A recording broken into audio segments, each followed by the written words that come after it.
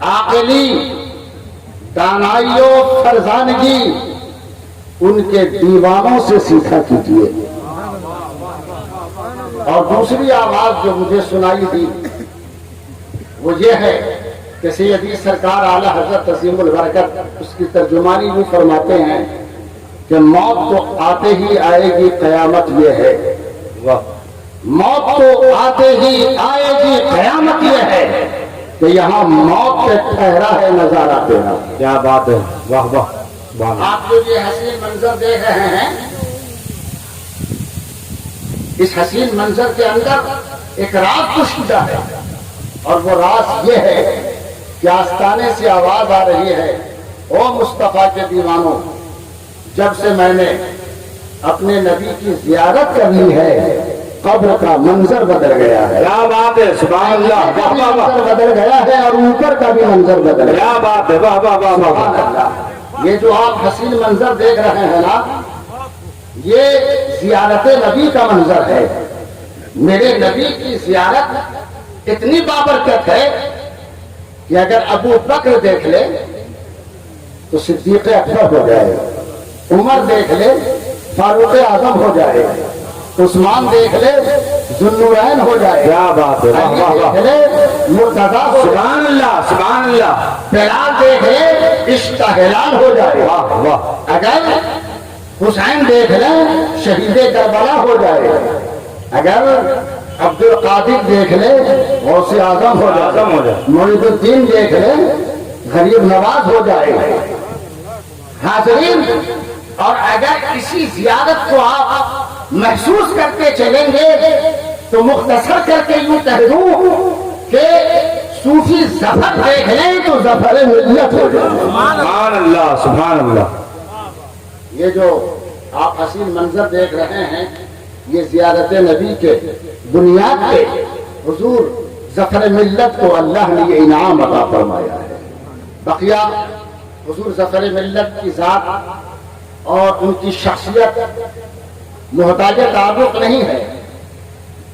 آپ کے سامنے حضور ظفر ملت کی کئی کرامتیں ہیں۔ میں الگ سے کوئی کرامت بیان کرنے جاؤں، میں دلائل اور براہین کی روشنی میں ان کی کرامتیں نکالوں، حضور ظفر ملت نے تو زمین پر اپنی قیمتی کرامتیں چھوڑ کر کے اور دنیا کو یہ بتا دیا ہے، خبردار مجھے ایک مستان نہ سمجھنا، ہم چشمہ علم و فضل بن کے جا رہے ہیں۔ سبحان اللہ سبحان اللہ سبحان اللہ۔ اب میرے اس جملے کو سوچتے رہیے گا، اور اب میں اپنے مقصود کی طرف لوٹ رہا ہوں۔ حاضرین، آپ یہ عرس مقدس میں حاضر ہیں۔ عرس ہر ایک کا منایا نہیں جاتا،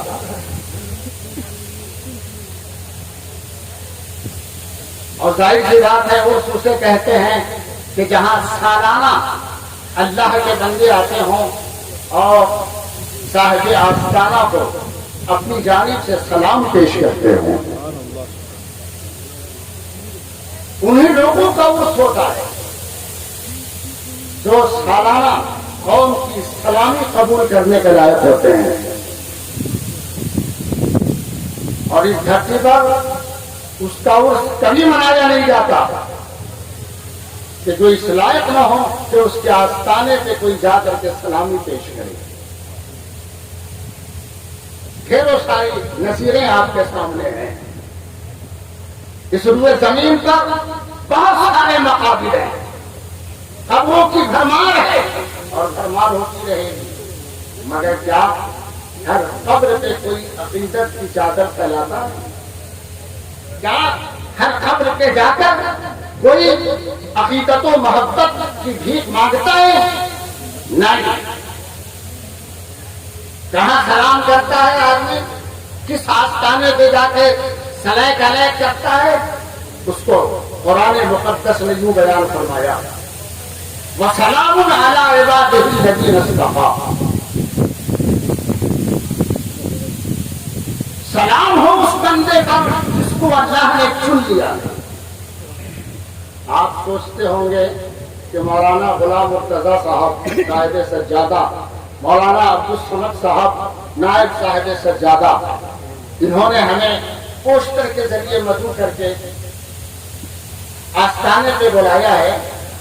آپ یہ نہ سوچیں، بلکہ آپ اپنے مقدر پہ ناز کریں کہ آپ اس ذات کی بارگاہ میں آئے ہیں جن کو اللہ رب العزت کی جانب سے سلام آتا ہے.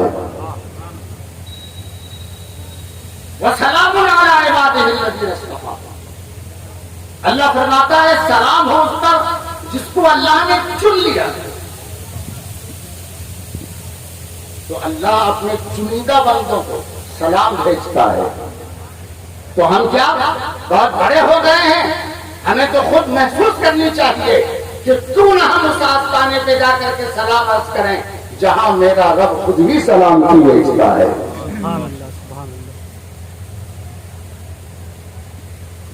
اللہ رب العزت نے کتنی پیاری بات فرمائی کہ تم سلام عرض کیا کرو کس آستانے پہ جا کر؟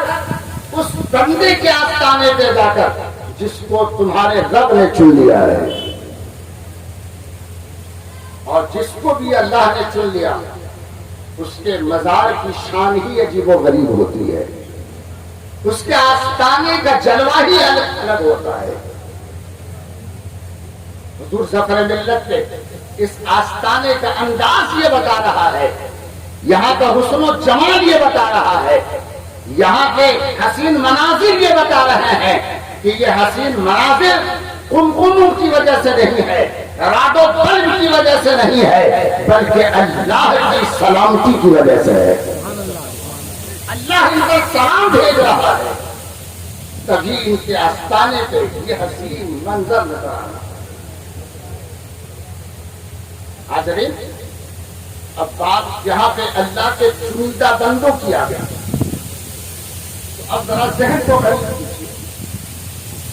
اس آیت کریمہ جو ابھی میں نے پڑھا، اس سے یہ بات ثابت ہوتی ہے کہ صرف ہم ہی لوگ کسی کو نہیں چنتے بلکہ اللہ بھی چنتا ہے. آپ لوگ سوچتے ہیں کہ ہم ہی لوگ چناؤ کرتے ہیں، ہم ہی لوگ انتخاب کرتے ہیں، ہم ہی لوگ الیکشن کرتے ہیں، ہم ہی لوگ سلیکٹ کرتے ہیں. نہیں، اللہ نے قرآن میں فرمایا خبردار تم بھی چنتے ہو، تمہارا خدا بھی چنتا ہے، لیکن تمہارے چناؤ کا انداز الگ ہوتا ہے، اللہ کے چناؤ کا انداز الگ ہوتا ہے. تم جسے چنتے ہو وہ صرف مرنے سے پہلے ہی زندہ رہتا ہے، مرنے کے بعد زندہ نہیں رہتا. لیکن جس کو تمہارا رب چن لیتا ہے وہ مرنے سے پہلے زمین پر زندہ رہتا ہے، مرنے کے بعد زمین کے اندر. سال مسلک اعلی حضرت آل نبی اولاد علی. لیکن بہت سے لوگوں کو یہ بات سمجھ میں نہیں آتی کہ زمین کے اندر کیسے زندہ رہے گا. لیکن قسم خدا کی اگر آپ عقل و فہم رکھتے ہو، اگر آپ کے اندر اللہ نے تھوڑی سی بھی سوچنے سمجھنے کی صلاحیت دی ہو، تو آپ قسم خدا کی کبھی یہ نہیں کہیں گے کہ زمین کے اندر والا کبھی ہماری مدد نہیں کر سکتا، یا زمین کے اندر والے سے ہمیں کبھی فائدہ نہیں پہنچ سکتا. یہ وہی لوگ بول سکتے ہیں جن کی عقل اللہ نے چھین لی ہو، جس کی فہم و فراست ضائع ہو چکے ہو. لیکن جس کی بھی فہم و فراست زندہ ہے وہ خوب اچھی طرح سے سمجھتا ہے کہ زمین کے اندر والے جتنا فائدہ دے سکتے ہیں زمین کے اوپر والے اتنا فائدہ نہیں دے سکتے ہیں. نہیں سمجھا؟ آج ذرا میں مثالوں کے ذریعے سمجھاتا ہوں. چونکہ میں مدرس ہوں، پڑھانے کی مجھے عادت ہے، اور میں کلاس میں بھی بچوں کو سمجھانے کے لیے بڑی تمثیلات پیش کرتا ہوں. یہی عادت اسٹیج کی بھی بن گئی ہے. لہذا آج میں آپ کو سمجھاؤں کہ زمین کے اندر جو بھی ہے وہ کتنی زمین کے اوپر والوں کی مدد کرتا ہے. اور جس دن آپ اس بات کو سمجھ جائیں گے قسم خدا کی کبھی ظفر ملت کا آستانہ آپ نہیں چھوڑیں گے. خالی بات سمجھ میں آ جانی چاہیے. اب آئیے دیکھیے آپ کے سامنے یہ کھڑے ہوئے درخت چھوٹے چھوٹے بڑے بھی کچھ درخت ہیں. اچھا آج کل تو آم کا بھی پیڑ دیکھنے کے قابل ہے. آم کا بھی پیڑ دیکھنے کے قابل ہے. اب چاہیے نا آم کے باغ میں پیڑ بھی دیکھیے پھل بھی دیکھیے. آپ پیڑ دیکھتے ہو پھل دیکھتے ہو کبھی اس درخت کے نیچے بیٹھ کر دو فائدہ حاصل کرو. ایک دھوپ سے بھی بچو اور ایک بدعقیدگی سے بھی بچو. یہ درخت سے دھوپ سے نہیں بچاتے بدعقیدگی سے بھی بچاتے. بس سوچنے کی صلاحیت چاہیے. آپ کسی درخت کے نیچے بیٹھ جائیے اور آج کل آم کے پیڑ کے نیچے بیٹھ جائیے اور کبھی اس کی پتیاں دیکھیے, کبھی اس کی ڈالیاں دیکھیے, کبھی اس کی بالیاں دیکھیے اور پھر اس پہ خوبصورت سا آم دیکھیے اور پوچھیے ان درختوں سے, ان کی پتیوں سے, ان کی ڈالیوں سے, ان کے بالیوں سے, ان آموں سے پوچھیے کہ تم ہرے بھرے کیوں ہو, کیا کھاتے پیتے ہو, کون تم کو کھلاتا پلاتا ہے کہ اتنے تندرست اور توانا اور موٹے تازے نظر آ رہے ہو. تو یہ آم کا پیڑ آپ کو جواب دے گا. یہ ہمارے پتیوں کی جو ہریالی دیکھ رہے ہو نا, یہ ہمارے بالیوں اور ڈالیوں کی جو تم تماچر اور اس کی جو تم تازگی دیکھ رہے ہو, یہ سب کی سب ہمارے اسی پیڑ کے جڑ کی کرامت ہے. نہیں سمجھا؟ اچھا ایک بات بتائیے, اگر درخت کو کاٹ کے کنارے کر دیجیے پتیاں سلامت رہیں گی؟ ارے بولیے سلامت رہیں گی؟ اگر آپ پیڑ کو جڑ سے الگ کر دیجیے کیا اس کی ڈالیاں بالیاں سلامت رہیں گی؟ قسم خدا کی یہ تو سوچنے والی بات ہے کہ پیڑ کی پتیاں ڈالیاں بالیاں اس کے پھل پھول اسی وقت تک تر و تازہ ہوتے ہیں جب تک اس کا جڑ سے تعلق ہوتا ہے. بولو غلط بول رہا ہے؟ ارے کتنے لوگوں کو میری بات غلط لگ رہی ہے ہاتھ اٹھائے. ایک آدمی کو میری بات غلط لگی.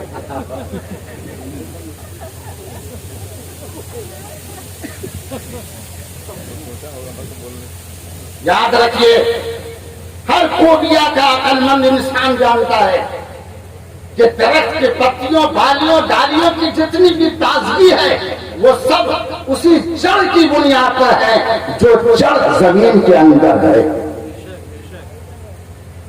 آپ درخت کو دیکھتے ہیں, اس کے حجم کو دیکھتے ہیں, پھول پتیوں کو دیکھتے ہیں, مگر جو اس کو ہریالیاں سپلائی کر رہا ہے وہ جڑ آپ کی نگاہ سے اوجھل ہے.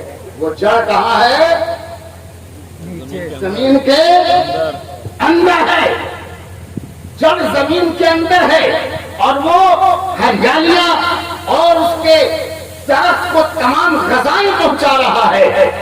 اب آپ اسی جگہ بیٹھ کے سوچیں کہ ہم تو سوچ رہے تھے کہ جو زمین کے اندر ہے وہ ہماری کیا مدد کر سکتا ہے, مگر ہر درخت چلا چلا کے ہمیں عقل و ہوش کی دعوت دے رہے ہیں اور کہا خبردار خبردار تم یہ نہ سوچنا جو زمین کے اندر ہوتا ہے وہ زمین کے اوپر والوں کی مدد نہیں کرتا بلکہ ہر درخت اپنے جڑ سے فائدہ حاصل کرتا ہے اور صبح و شام یہ اعلان کرتا ہے اے زمین پر رہنے والوں, زمین کے اندر رہنے والوں کا احترام کیا کرو, اس لیے کہ تمہارے اندر بھی جو تازگی برقرار ہے وہ تمہاری تازگی نہیں ہے, وہ صاحب مزار کی زندہ باد. نعرہ تکبیر, نعرہ رسالت, مسلک اعلی حضرت, عرص حضور ظفر ملت, آل نبی.